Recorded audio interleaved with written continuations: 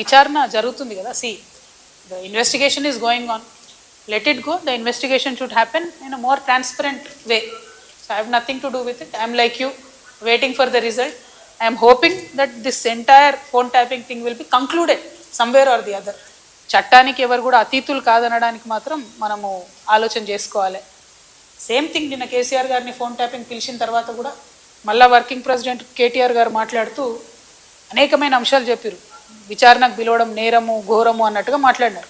నేనేమంటున్నా, ప్రజా జీవితంలో ఉన్నప్పుడు అనేకమైన అంశాలు ఉంటే వాటి కాన్సిక్వెన్సెస్ ఫేస్ చేయాల్సి వస్తుంది.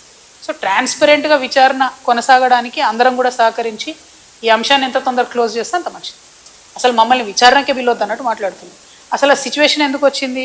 ఇన్ని రోజులు పిలవలేదు కదా కేసీఆర్ గారిని విచారణకు. ఇప్పుడు ఆ సిచ్యువేషన్ వచ్చింది కదా. ఆ సిచ్యువేషన్ ఎందుకు వచ్చిందో ఇప్పటికన్నా అంతర్గతంగా వాళ్ళు పరిశీలన చేసుకోవాలి. ఒకటి. రెండు, ఒకవేళ పిలిచిండ్రు అనుకోండి విచారణకు, పోక తప్పదు. ఇప్పుడు రేపు నన్ను పిలిచినా పోతా.